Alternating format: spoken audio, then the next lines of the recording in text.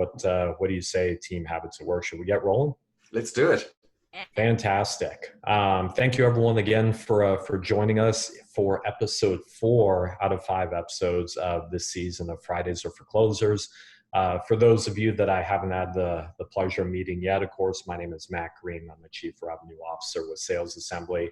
But you're not here to listen to me. You're here to listen to our 2 esteemed presenters, Andrew Sykes and Tia Pappas, with Habits at Work. Continuing on this entire theme of storytelling that we've been running with for this entire season. What you've noticed, well, you probably noticed a couple things in all the sessions leading up today. I mean, number one, outside of the fact that they've been awesome, they've been filled with a lot of really tactical and actionable takeaways that each of us have been able to use and implement in our businesses, specifically as it relates into our storytelling processes from day to day. And one of the cool things that I love about this series and what Andrew and Tia have put together is that essentially each event that we've done, each session sort of builds into the next one.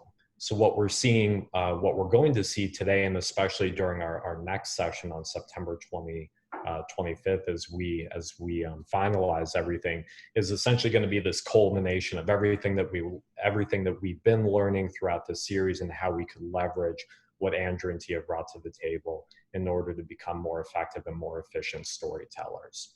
And what we're going to be focusing on today ties in with a lot of what we've been hearing in the sales space over the past year to 2 years or so, which is this concept of personalization, right? And adapting our messaging depending on the people that we're talking to. And when we talk about this a lot in the ecosystem these days, usually we're talking about personalization and adaptation as it relates to our prospecting efforts. Right? We want to make sure that we're being hyper-personalized in our email outreach and our LinkedIn outreach and our Vidyard outreach, so on and so forth. What Andrew and Tia are going to talk us through today is how we can adopt and adapt and essentially personalize the stories that we are going to tell based on the person that we're interacting with. So I'm going to stop talking. I'm going to turn it over to the experts. But before I do that, I just want to give a quick thanks to our partners that made today and this entire series possible: Showpad, Lessonly, and Vidyard. With that said, Andrew and Tia, I'll turn it over to you. Thank you, Matt. +1 to your appreciation for our wonderful sponsors. Welcome everyone to the end of what's been a very long, short week. If you're in the US following Labor Day, we were saying before we started today, it feels like we took 5 days worth of work and we put them into 4. So if you're feeling like I'm feeling, it's time for us to have a little fun as we move into the celebration part of our weekend. And to do that, we're going to be talking about today, as Matt said, how to make our stories match the situation for which they're intended, such that a single story can do a lot more work for us than perhaps we might have been led to believe by the 3 sessions we've done before. So we'll be exploring this idea of taking stories that you find not only in your own life, but other people's stories, and then adopting them as your own, which is one part of it, and then thinking about, to whom am I speaking? What do they need to hear, understand, or believe, such that they take the actions I want them to take? And how can I adapt one story to speak to multiple different stakeholders who have different and varied objections and objectives in the business cycle? And maybe even to take a story and use it at different stages during the sales process. And we'll look at how this work complements all of what's come before. So the benefit of today is that you'll have 2 conversations going. Mine, which is yelling at you for 40 or 50 minutes, and Tia, who will be manning the chat along with our colleagues from Sales Assembly. And we really encourage you to be as active in the chat as you can be. We consider it to be the second conversation. So if you have questions at any time and you're bursting to ask them and you can't take yourself off mute, or we don't have the opportunity to interact, ask Tia that question. She'll be putting things in the chat that she thinks are relevant from what I'm sharing, maybe even prompting you with a couple of questions to reflect on. So thank you, Tia, for doing that and joining me as you have for the last 3 sessions. We're in the middle of the end of season 2, so we're at episode 4. And during this journey, as Matt said, we started out with the fundamentals, which is how to create and specifically how to write a moving story. a story that touches people emotionally, knowing that emotions precede decisions and actions. And then we got onto the topic of how you actually tell a story, since it's one art to write a compelling story. It's another art to tell a compelling story. And in sales, we believe it is a conversation act, that most of creating a future in which your customers and you share a relationship, buy a product from one to the other, happens because of your power in the way you speak. And perhaps there is no more powerful conversation act than the sharing of a story. And we looked at the devices for doing so, the things you can put into your story to bring it to life, to make it easy to remember, and also the way that you deliver those stories. And then last week, we looked at what it takes to have the right story ready to deliver at the right time for the right reason. So we looked at this idea of a story libraries, how you collect, categorize, tag, and store these stories so that when you're in the moment and it calls for a story, you're not left short. You can reach back into your memory banks, pull out the right story, load it up, and shoot it off, as it were. And today, we're talking about how to take any of those stories and maybe have it do more work than you thought it could do or that it was intended to do in the first place. As we go into September the 25th, we'll be wrapping up everything, and we'll be doing so by almost going right back to the beginning of the sales journey and asking, what is the single most effective way to create connection with another human being such that they feel about you that you're credible, passionate, trustworthy, and likable, and therefore want to take the buying journey with you. And to do that, we'll be bringing to life our personal origin stories. And I'm thrilled to tell you, like we had Craig Wortman join us last week as a guest, we'll be having a very special guest in the form of Mickey Williams. She is a speaking coach, a professional speaker, a Hall of Fame speaker, and much else besides.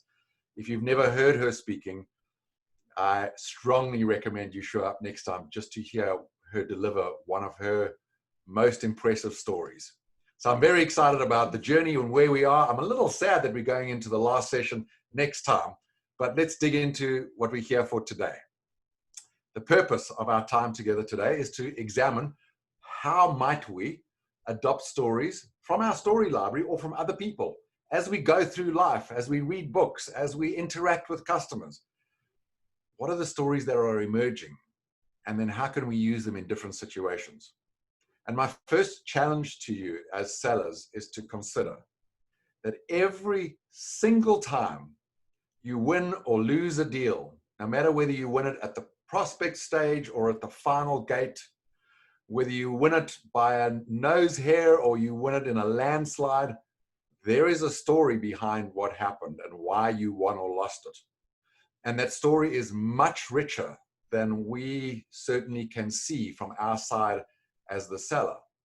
There are many people involved, lots of stakeholders, lots of influences to the decision. And the story could be told through the lens of any of those people. And that's the first clue that stories can be adapted by simply asking the question, whom would we like to make the hero of any given story? Because in most sales situations, we're sharing a story about a customer that had success or perhaps failure, or a person inside of our customers who overcame some obstacles. There's always a hero, and the only person it should probably never be, except in your origin story, is you. So if it's true that there are multiple stakeholders, and there is usually one or maybe two heroes in a story, you can already see that we could tell the story through the lens of any of those heroes or stakeholders, depending on who we're now talking to in the next deal. And as we get through the mechanics of this, then we'll take a little bit of time to plan some of your practice. I will tell you that the material of today is perhaps the most challenging of what we've done so far, because it requires you to stretch your imagination more than perhaps the work we've done to date. And so I'll be calling on one of you to volunteer and play along with me and just think out loud how we might adopt and adapt a particular story as an access to everyone seeing how this works and maybe the work that's to be done. What I'm hoping you'll leave with today is that you're very clear about how you might take a limited stock of stories and frame them or tell them from a different point of view so that they can serve multiple different purposes. And if you're aligned with that, I will jump straight in. So the place to start this journey is to think about what it means to make a story match a situation. And before I do that, let's just think about the journey that we go on with a customer. From the very first time we pick up the phone, or maybe our BDR picks up the phone and reaches out to someone. We've never met them before. We're trying to establish a connection in the 2 or 5 minutes that we have. And if we're successful, perhaps they'll grant us the honor of having a 30-minute follow-up or discovery call with them. And if that goes well, we have more and more meetings, and at some point we get to present and there are objections that come up. You're all more than familiar with the sales journey and the steps we take in our process. Along that journey, there are 2 fundamental jobs that have to be done that you might say entirely define what it means to sell. You've heard me before say that from our point of view, to sell is to help someone make progress in their lives. But they have to want to allow you to do that. So at the base of everything that's involved in selling exists 2 fundamental problem statements. Number 1 is, how do we change somebody's mind from the plans they already have to solve the problems they have, perhaps with their own resources or another vendor, and how do we have them consider and then decide that they want to work with us, with our company, and with our products? Changing human minds is the art of selling. Yes, in the mindset of serving others. And yes, we should only do that if we feel like we're a great match for them.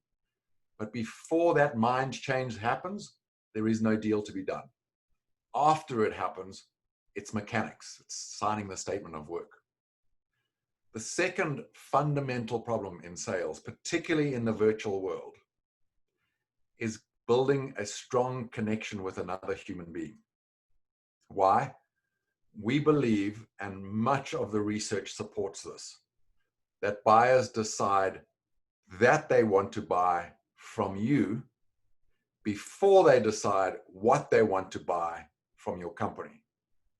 And so particularly in a Zoom and Meet world, how do we reach across this technological divide, connect with another human being, have them engage with us such that we have the opportunity to change their mind and close a deal? And I saw this morning some beautiful research from Gong.io about how the very act of customers and sellers having their video on practically doubles your chances of closing a deal. Why? Because when we get to look someone in the eye and they're doing the same to us, that common humanity emerges, that trust can be built. And so those minds can be changed.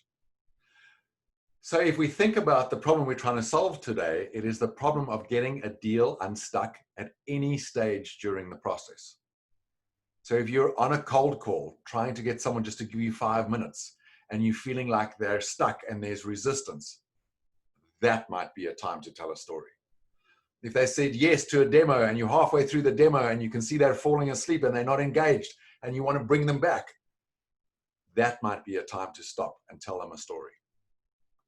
If they love the demo and they're all excited about it, but there's just not enough money, or we're not quite ready to move, or any of the classic objections, that might be a time to tell them a story. And the first thing I would like you to entertain today is, what would it look like if one story could be a match for every one of those cases and many more along the sales journey, speaking to each of the influencers, the buyers, the decision makers, and their bosses and their other committee members if it's a consensus decision? Wouldn't it be amazing if one story could do all of that job for us? Now, you should be healthily skeptical of that view right away. And so for a moment, I just want to invite you to consider some of the classic stories from literature. And since I'm busy reading book 4 of Harry Potter to my little boy Lexington, And I'm hoping most of you at least know about Harry Potter, if not have read it and love it. I would ask you this question. Question number one, and if you can put it in the chat or the Q&A, answer this question. Who is the hero of the story called Harry Potter? Please put it in the chat now.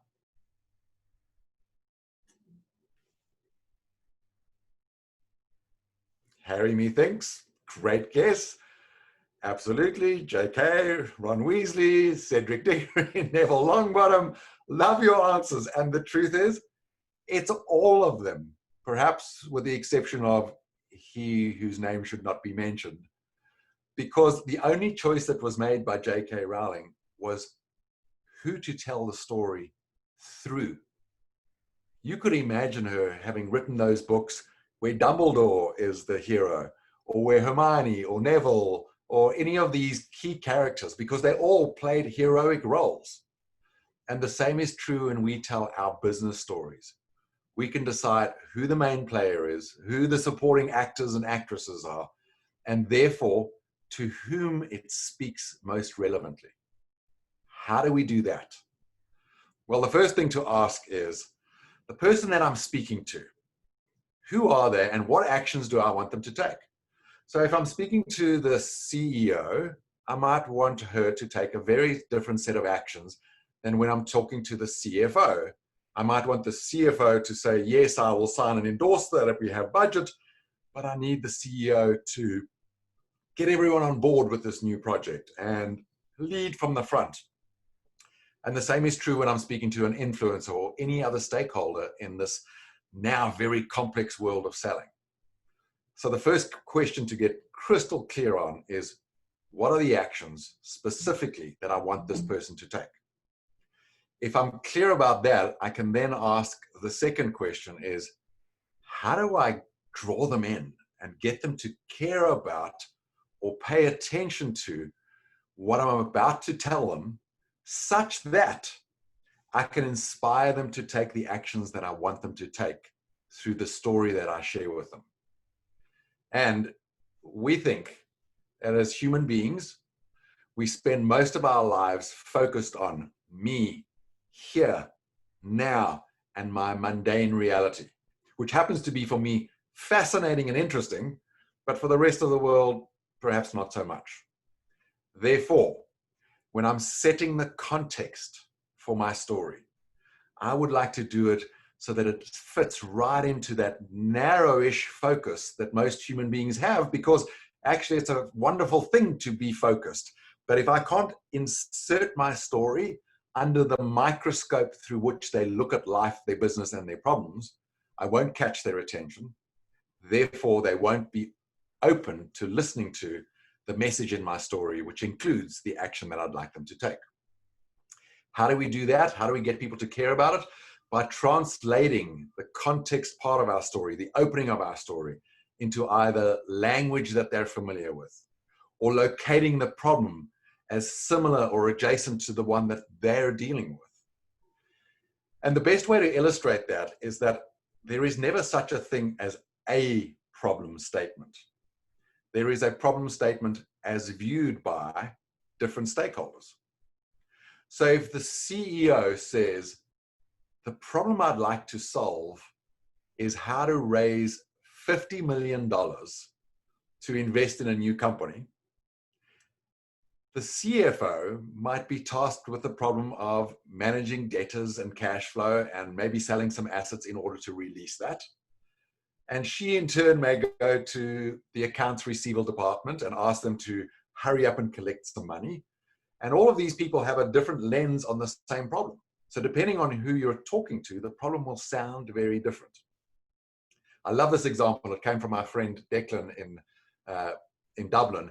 And he shares how as a buyer, he had the same conversation all down the line with these different people. And it sounded like 8 different problems to solve. As sellers, our job is to put these pieces together so that the picture emerges from the puzzle pieces. And when we're telling stories, to be able to level up or level down in the problem, to be able to take it into the context of the lives of the people to whom we're speaking. So if we're speaking to the CTO, it's a conversation in which the context is about whether or not the technology works. If we're speaking to the CMO, it's a conversation about what their technology might do for their ability to market and sell. And so you get the point here that what's important is figuring out what it's going to take to have people care. Now, a quick aside. Have you ever been sitting on your couch after a long day of selling and you're flipping through channels and then something catches your attention? It's about 8 p.m. and the next time you look up, it's 2 a.m. and you binged watched 9 episodes in a given series. That's what happens when someone lands a story in front of our attention that grabs us. We get sucked in, absolutely, Ozark and others. We get sucked in and we're happy to give away enormous amounts of our attention, time, and you might say energy to a story that catches us. That's the power of opening with something that someone really cares about. And that's what's happening when you're flipping through channels. All those other stories don't speak to something you care about.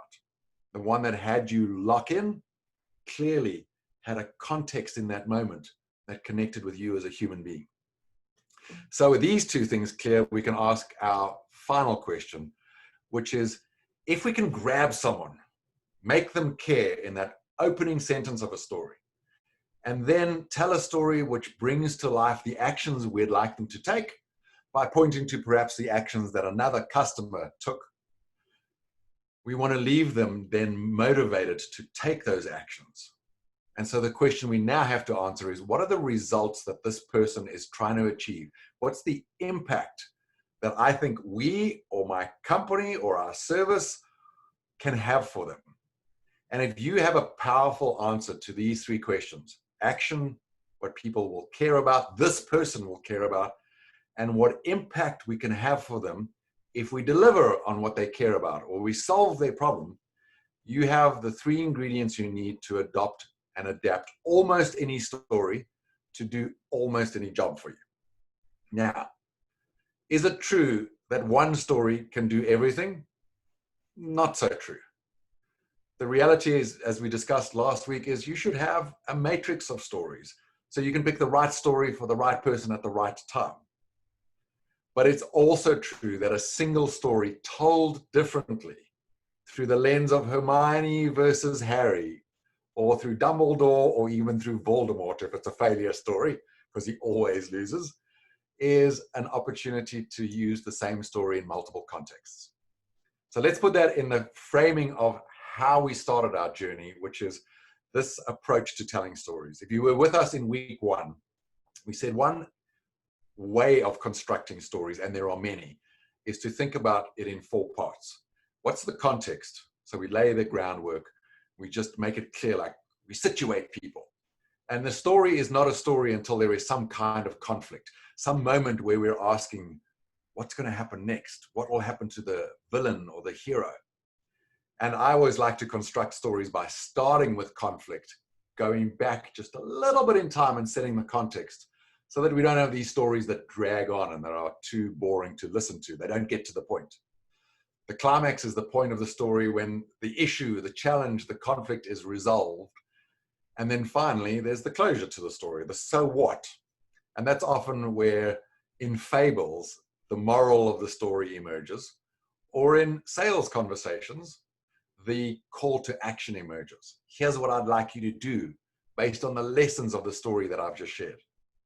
So now we have a story structure, and we also have an answer to those 3 questions. How do the 3 connect, and where would we bring the answers to those questions into our stories? Well, the action is the point that we have a hero who did some things and got a certain result. And the part of the story it usually fits into is the climax. So we have a customer, here's who they were, they've got a particular problem. Really? Tell me more. Well, what they did is X, and what they achieved is Y. And so we'd like you to do the same. So the action steps that you want your CEO to take should be brought to life in the story when you're telling the story of how in my last deal, when I was talking to the CTO, she brought in the CEO, and these were his or her concerns. And these are the actions that they took. And as a result, they got these outcomes. So what you're wanting to do in your story is not make it up, but rather pick which facts and which parts of the plot to share so that they are as closely analogous to, dare I say, almost an exact match for the steps and actions you would like your current stakeholder, the current person you're talking to take. What about where the care fits in? Well, that's how we grab people and draw them in right at the beginning. Think of it as the equivalent to flipping channels, the thing you have to do to have the person to whom you're speaking in this moment stop on your channel, get fully engaged, and listen to what comes next. I said earlier that stories have two fundamental jobs to do in selling. The one is changing somebody's mind at some point from not taking action to taking action, from not working with you to working with you. But the other job stories do for us so powerfully in a virtual world is draw people in. And the best way to draw them in is with a context setting statement that immediately speaks to what your customer cares about. Not as an employer, not as a company, not as a prospect, but as a human being. And if you do those two things right, the last piece to consider is, where do I bring the impact to life? What I know we can do for a customer. It's in that closure part of a story. So if I were retelling Harry Potter and I had a particular impact that I wanted to bring to life, I would change the ending of the story, the takeaway. And there is always a moral of a story and a bunch of takeaways. Professional storytellers realize that although to us as the storytellers, the takeaway, the conclusion is obvious, it's not always that obvious to the people to whom we're speaking. So just like closing a deal is often, as my friend Craig Wortman says, the natural outcome of a sales process run well, the moral of a story emerges naturally from a story done or told well. But it is also true that to close a deal, sometimes we actually have to ask, so are you ready to move to the next steps? How do we go through contracting? And in the same way with a story, at some point we may have to ask a call to action. Are you ready to act on this? Do you see what we see as what's available to you based on this story we've shared? So we now have two sets of ingredients. We have stories that are structured along these four elements, or any other way you care to structure them.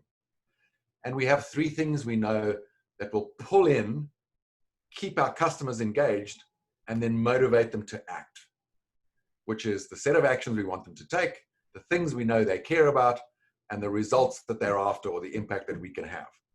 And if you blend those two together, you have achieved what we set out to do today, which is adopt a story and adapt it for a specific use at a point in time for a given stakeholder in the sales journey. Now, that's easier said than done. So let's explore a little bit what that might look like. And one lens on that is to write down for yourself an objections matrix or a concerns matrix. And I know as sellers, you all have a version of this. You might say, well, in our business, we typically talk to four types of people. There's the financial buyer in the CFO's office. There's an influencer who we usually get put into contact with first. There's the technical buyer who's always hating our product because there's 17 reasons why they don't like our technology. And then there's the executive buyer who really cares about the outcome in the end. And since I've been paying attention for the last year or two, I've noticed that for the financial buyer, pricing is always sensitive. And there's always an issue about our renewal fee if I'm having an upsell.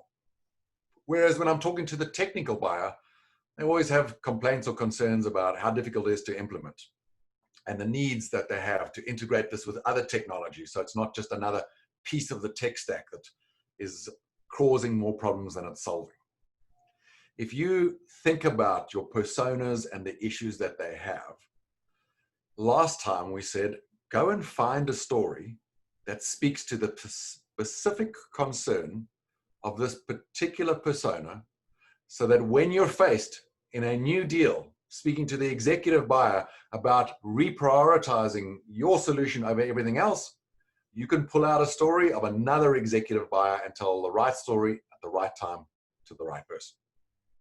What I'm going to challenge you to now consider is that one story that you have about the influencer who was really worried about how the CRO might react, or the fact that she's just settling into her role, is the same story that can do the work for the executive buyer, provided we change lens from the story told through Harry's eyes to the story told through Hermione's eyes. Change who's the hero, changes the story, might change the ending, it might change the moral of the story, we might point to different actions, we might start the story at a different time. And that's, I think, the biggest takeaway I'd like to leave you with today, is that there is no such thing as a simple, tiny little story. All the business stories that we tell are more like a chapter than a book. Because in the buying process, it's months and months of story unfolding. With so many people involved, if someone were to write the novel of your last deal, it would be a novel. It wouldn't be one page. But as we take our successes or our failures into marketing sometimes, where we create case studies or we put them into our matrix of stories, we tend to just take a little snippet. And so I invite you to look at the bigger picture, the larger story, such that when you're in front of a particular buyer with a particular problem, you can choose which part of the story to tell so that it speaks to what they care about, it illustrates the actions you want to take, it brings to life the impact that you can have, so that it feels to them like this is exactly the story I needed at this moment to help me make this decision, to help me be in action towards this outcome. Again, this may still land for you as a little bit theoretical. So I would like you now to try your hand at this. And it's a very easy point in this conversation for you to say, I'm going to watch this, and I'll invite you to watch it as I do it with a volunteer, but I'm not actually going to do the work. I just want to see how it's done. And you'll get something from today, I hope.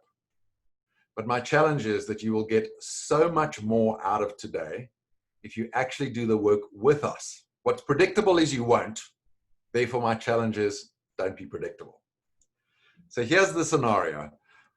Your scenario is unique to you. And I'm going to ask you to start thinking about a particular meeting that you have with a particular person from a particular company in the coming week. So if you need to open up your calendar, look at the meeting that you're most concerned about or where the stakes are the highest, and write down who that person is, what their role is, what their title is. When you're clear about that, now we're going to have to slow down a little bit. Think about what exactly is the situation in which they find themselves. And be careful here. Putting ourselves in other people's shoes not only requires some empathy, it's actually a hard job to do. To think about what's actually going on with them right now, what's so in their world, what constraints might they have, who else are they considering as potential partners, what's their prior experience been? Have they had great buying experiences or bad buying experiences in this domain? Are they firing someone in order to hire us, or is this a new purchase? So I'm going to give you now just 2 minutes to really get clear about it and write down as much as you can about the situation. It'll serve you as we go into the next part of the exercise. Please do that now.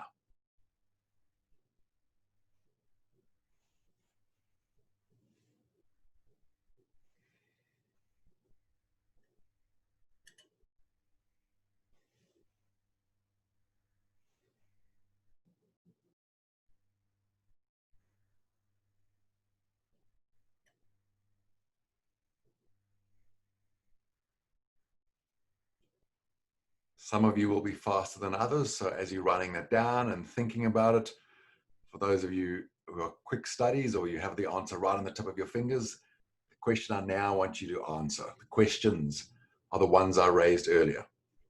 For this particular stakeholder in this meeting next Tuesday at 10 a.m., in the situation they find themselves at the part of the sales journey where we are located that day, in that moment, what action do I want them to take? Do I want them to get other stakeholders into the next meeting so that we can give them a demo? Do I want them to go and talk to their CEO to unlock budget? Do I want them to enroll the CTO so that we fend off an objection we know we always have coming down the line? And this might appear obvious to you, but the discipline of actually writing down in one or maybe a couple of bullet points, these are the exact actions I want, is not only useful for adopting and adapting our story, it's also critically useful for designing the agenda. So you can set up, as we do every time we meet with you, the purpose and the benefit of the time you'll spend with your customers. So they're clear. By the end of today, there is a next step that I'm aiming for. And you not necessarily lead with that, but you lead them to that action. And stories will be our mechanism. The next question, of course, is how do we get them to really care about these actions? Or said differently, what do we know from our Know Your Customer research this person cares about? And explore here things beyond business results. What do they care about in their career? Is this the kind of person who is doing this job because they have an undying life purpose to educate kids if you're selling into a school district? Or is this someone who is hell-bent on getting a promotion by next year? What's the inner motivation that will have them stop flipping channels and choose you? And last but not least, what impact can you help them achieve based on what they care about? Now, they may care about looking good to their boss. Awesome. How can we deliver on that? Your product isn't necessarily designed to do that, but your product might enable that outcome. If they really care about improving the communication between their teams through your wonderful technology, or allowing you to reach out to your own customers with great videos, or empowering the learning and development of your team, as some of our wonderful partners do. Is that what someone cares about, and what impact can we have in that domain? So hoping everyone has had some time and done this work, I'm now going to call on one of my favorite volunteers, Alexine, to take herself off mute and maybe off video if that's possible. Hi, Alexine. Thank you for agreeing to do this with me. of course. That was the easy part. Here comes the difficult part. So the first thing I'd like you to do, Alexine, is just recreate for everyone on the call your answers to questions 1, 2, 3, 4, and 5. To the extent that you need to make them anonymous, please do that. Okay. Here we go. So I'm going to start at the top. So this was actually the timeliness of this is good. So we had a recent conversation within the last week. The person's role was the director of analytics for their organization. The situation was interesting. So they really loved our software, no issues whatsoever as far as the functionality of our tool, but he had concerns surrounding the fact that they'd been burned by a previous vendor. So that came up a lot in our conversation, was although you guys have a really good solution and we feel like you could be great, by the way, this was a really negative experience. We moved forward with another vendor. We thought they were going to be great. It damaged my internal professional reputation. My team was at risk. We ended up having to even cut people from the team because this became such a costly investment. So very, very negative situation in terms of his past experience with a vendor. Wow, wonderful, awesome. Yeah. So in that context, for this situation, Alexine, what action do you want this specific person to take? Yeah. So I think for this specific situation, the action that I would want him to take is to really gain trust and faith in us, and decide that we are a vendor worth partnering with, that we're someone that he would feel comfortable moving forward with and recommending internally. And I mean, the very specific action though that we want to take from here is getting more of his leadership team involved in a secondary demo. So more of a secondary demo that's not more of a deep dive, like maybe more surface level, but more eyeballs on the solution, if that makes sense. Okay, it does make sense. And I'll have you consider that gaining trust is an outcome from actions you take. But you pointed to the actions you want that person to take, which is you want them to get 6 people in a room in front of you and to be confident in doing so. Yeah. Is that fair to say? Yes, very fair to say. And it's clear to me, for them to do that, you're going to have to address the fact that they're showing up, not trusting you or anyone, because boy, have I been burnt. Yes. So what do they care about? I think you've already pointed to that, but anything else you want to say about that? Yeah, I think for this person, what they care about most is their professional reputation and making the right business decisions for their organization so that they can be seen as really this trusted advisor internally. So I think it's almost what they care about most is maybe like, I don't know the correct terminology for this, but like reputational realignment. I don't know, there's probably a better term there. They care about preserving their hard-earned reputation capital and not having you burn it down in flames in a single meeting. Yes. Great. Given that, so they care about preserving reputational capital. You want them to keep that. In fact, perhaps enhance it through the act of getting 6 or 7 people in the room. What impact do you have to speak to? Do you have to show that you can deliver for this person? And now, Alexina, I'm going to challenge you. Say nothing about your product.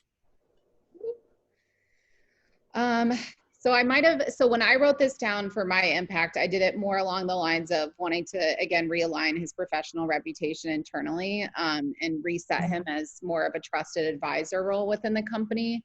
So I'm not sure if that's kind of the correct impact, but I guess trying to think something more direct. I think we can't talk about solutions, so. Yeah, and I think you've got it, and it's not unusual that the care part and the impact part are very much aligned. Of course they are. And I think you've hit the nail on the head. If someone cares about protecting their reputation capital, the impact that you should be thinking about is, how might I not only protect, but enhance it? Oh, by the way, we have a product and it might do some of that for you. But this is more about what one human can do for another.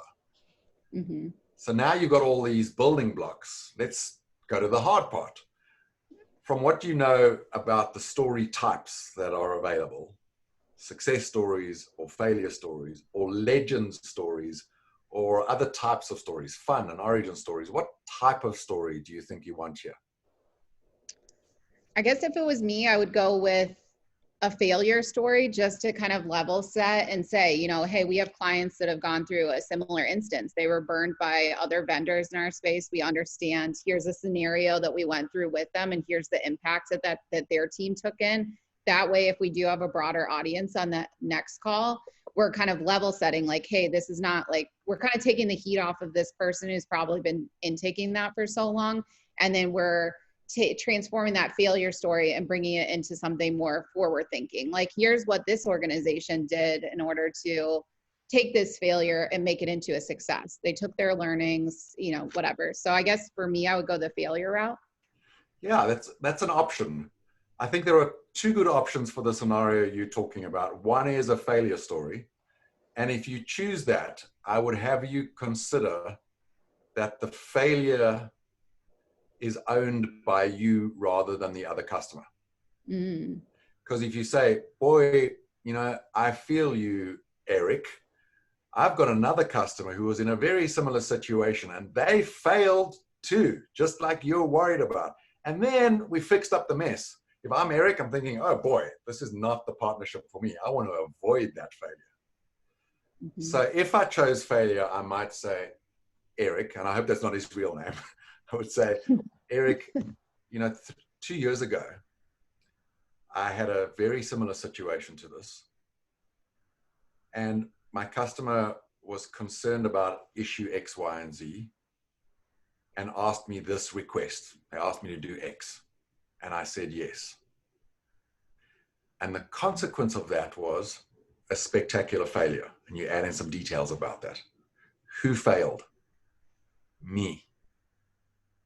And Eric, what I learned is I should never again take that action or do that thing. Or Eric, what I learned is if at any point my behavior or my choices put my customer's reputation at risk, it'll be the last day I ever speak to them. And what you can count on me for is, and you just surface your intense commitment to avoid failure for him. So I love your choice of a failure story. And another option you might consider is a legend story where I had another customer. Now the hero is the person in this customer. The care part is they had similar concerns. Oh, I'm interested. Tell me more.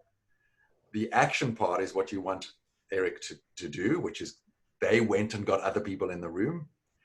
And then what they found was, they were the living legend as a result because everyone loved it. We implemented the software. There were bubbles and stars and fireworks, and it was great. But again, you're not the hero. Someone else is the hero so that Eric can see themselves in that light.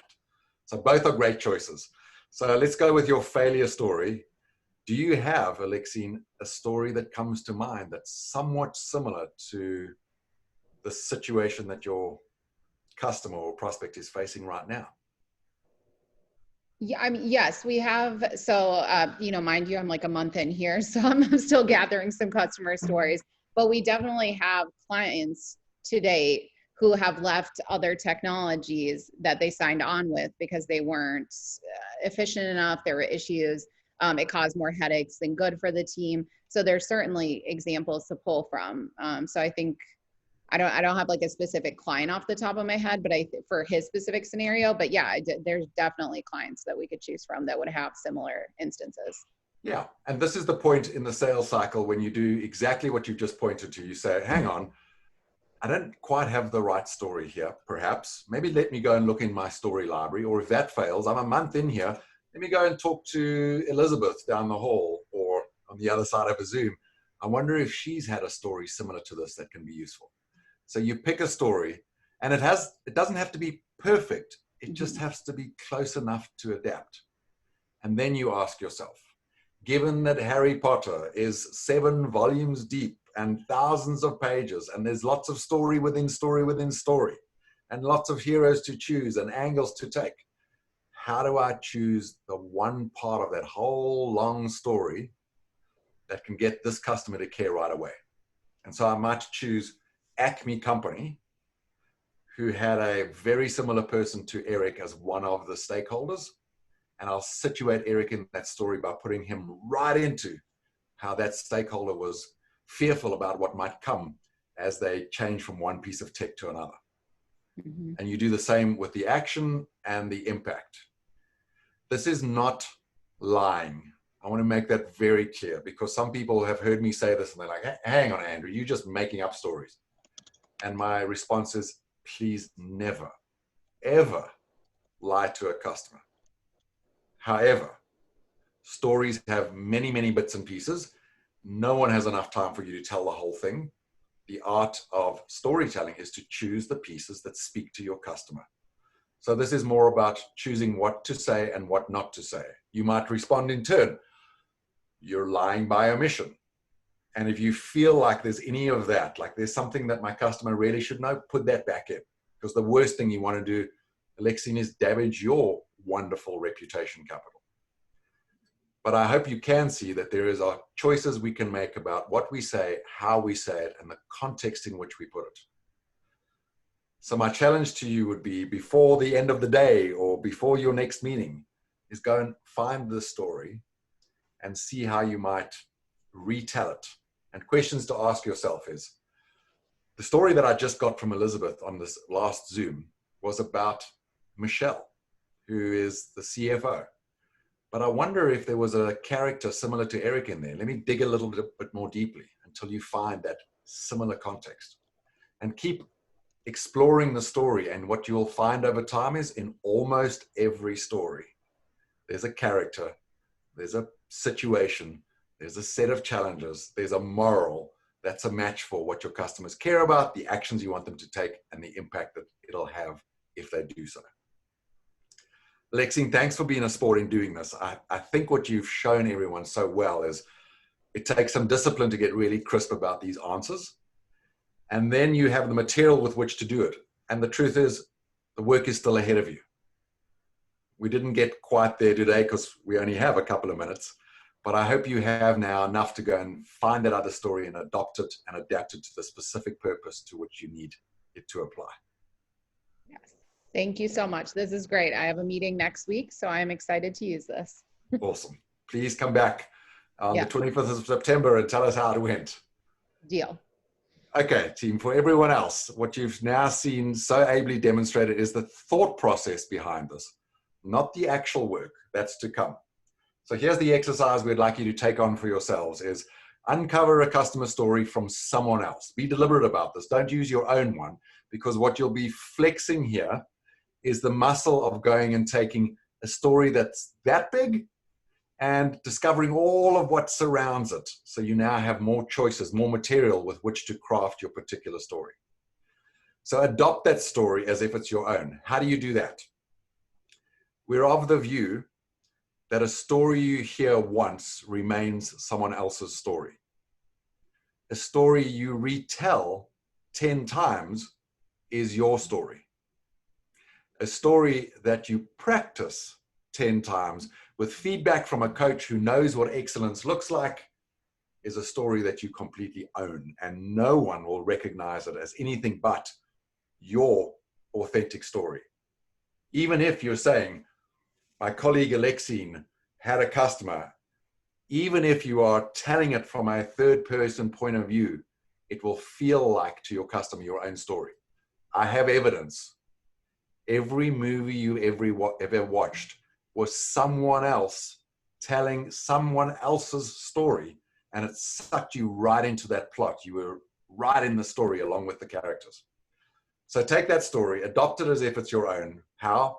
Practice, tell it, typically 10 times, typically with feedback from a coach. And then think about a particular customer you've got coming up, the situation they're in, and those 3 questions. What do they care about? What action do I want them to take?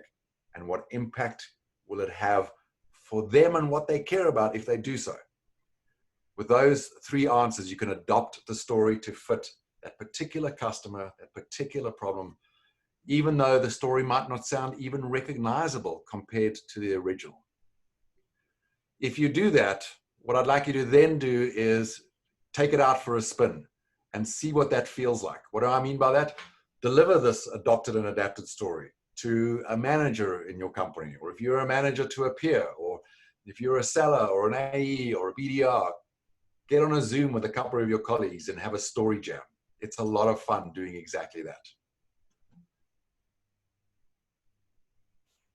My video stopped for a moment. I'm back.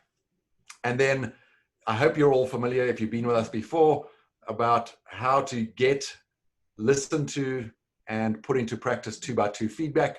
A quick reminder for you, if Alexine and I were practicing this on Sunday in advance of her Monday meeting, and she landed the story on me, afterwards I would say to her, Alexine, what's one thing you did well? And she would reflect and give me an answer. I'd say yes, because I'm helping her flex the muscle of self-reflection. And then I'd share my one did well with her. And because she knows that feedback is a gift, she'd say thank you. And in so doing, she'd build her confidence such that when she walks into that next meeting, she's ready to roll. And then we would change gears and I would say, Alexine, what's one thing you think you could do differently next time? She'd self-reflect and say, you know, next time I tell the story, maybe I'll slow down a bit and put a bit of a pause in there for dramatic impact. Yes, Alexine, exactly. And here's one thing I think you should do. Maybe retell that story not as a failure story, but as a legend story, because it is quite easy to switch the one to the other. And if she likes that feedback, well, either way, she should say, thank you, because feedback is a gift. If she takes that feedback, it may build her competence and she's ready to roll full of both confidence and competence. Why does that matter? Because although experience is necessary and useful, mere experience is the enemy of mastery. whereas telling the right story, adopted and adapted for this customer so that they feel like we care about what they care about, so that they can see what actions to take to get the impact that they really care about. That, my friends, is the genesis of genius. Thank you for joining us today. We have but a couple of minutes before we end. Matt, I would love to hand it back to you so that we can either close it up or take Tia if there are maybe just one question before we end. I do. I have a question in the chat, if that's all right, or the Q&A. Sure. Okay. Let's do one question, then we'll give it back to our fearless leader. Perfect. What are some of your favorite storytelling books, either that tell an incredible story or help with building your own? Well, I love Craig Wortman's book, What's Your Story? Mm-hmm. I'm also a big fan of all of the work by Duarte, Nancy Duarte, on her methods for telling stories and constructing them. Beautiful books, well illustrated, easy to follow along. And perhaps, Tia, one of the things we can do in next time is put a reading list into the chat for those who come back. Great idea. I will make a note of that right now. The other thing I recommend is not only read books on stories, but watch fantastic storytellers. And again, I'll say, if you ever want to see someone who, in my opinion, is perhaps the best storyteller I've ever seen in action, come back and witness the phenomenal and outrageous Mickey Williams next time. Yeah. She's not one to be missed. She's absolutely incredible. Matt, back to you.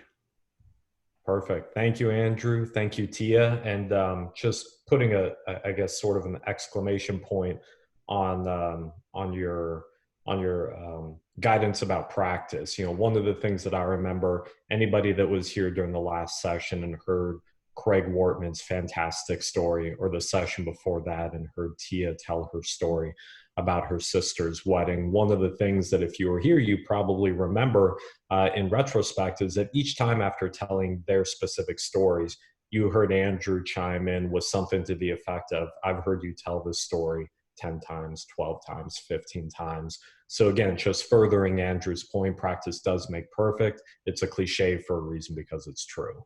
But you did set a really high bar for the next session. I mean, after coming off of Tia's story and Craig's story, I'm confident that the next storyteller is not going to be one that anybody wants to miss. So that's perfect. Bring tissues.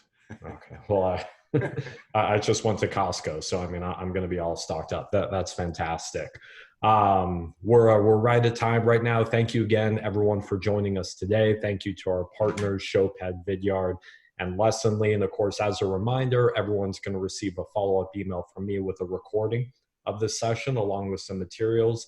And because we can't help ourselves, another brief video from Andrew talking about what we learned today, and just as importantly, how we could prepare for our next and final session on September 25th. So thank you, everyone, again. Thank you, Andrew and Tia, and have a fantastic weekend. Thanks, everyone.